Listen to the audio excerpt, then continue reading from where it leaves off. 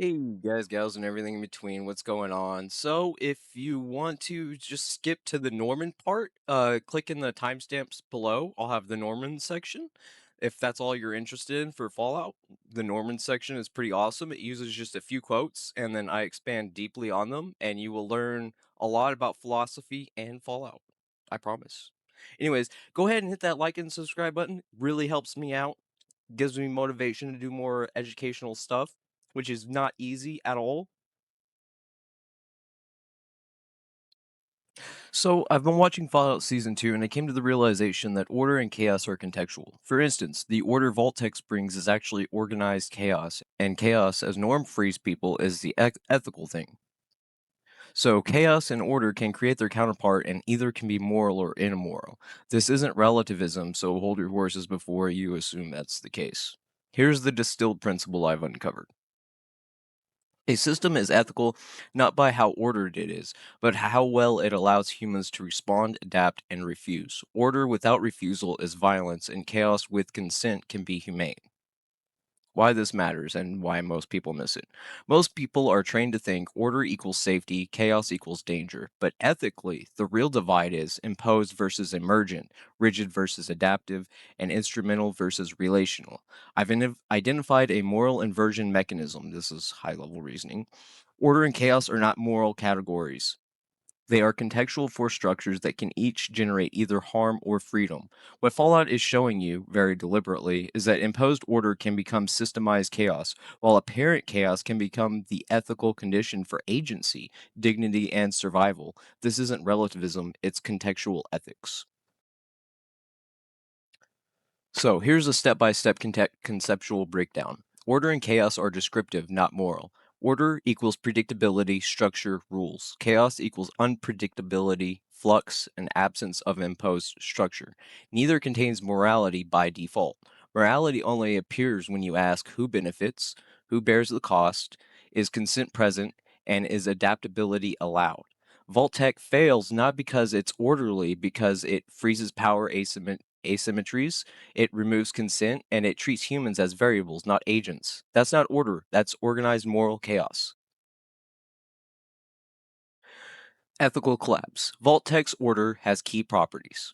Centralized control, non consensual experimentation, long term harm justified by abstract outcomes. Humans reduced to test conditions. This is instrumental rationality. The system works, therefore it is justified. That's how order flips into chaos. Suffering becomes predictable, abuse becomes standardized, and responsibility dissolves into procedure.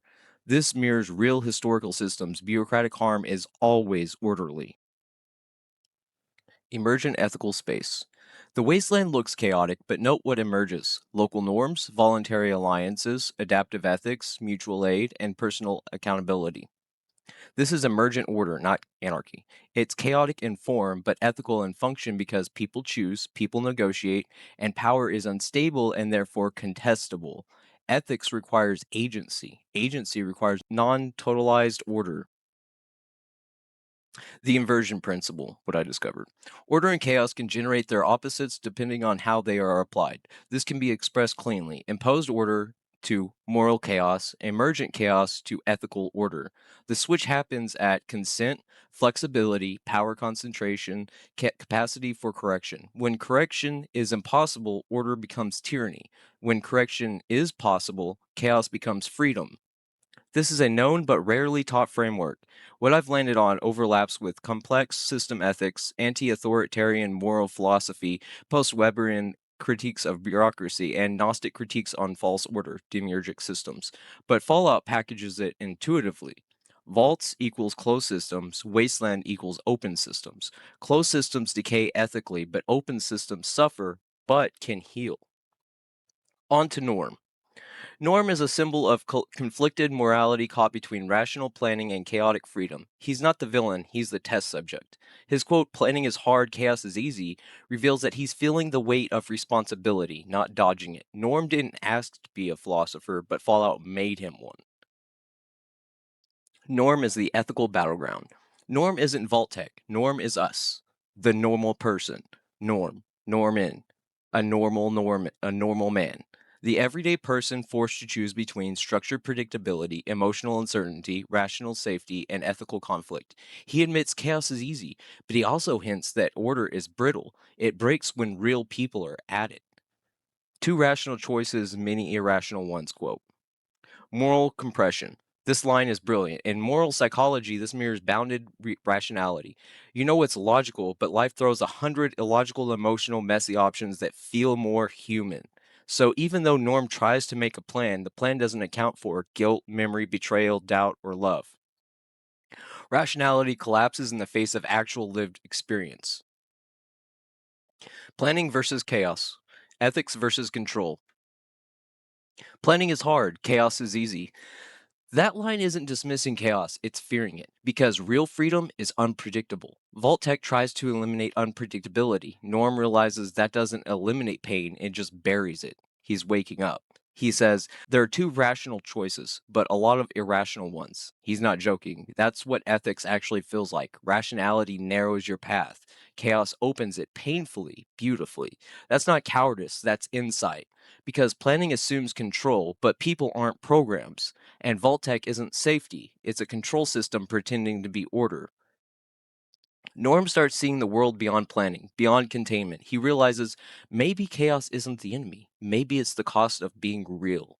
Fallout doesn't ask, are you good or bad? It asks, can you keep choosing, even when the plan breaks? Norm isn't the hero or the villain, he's the variable, and maybe the only ethical system is one that lets him choose.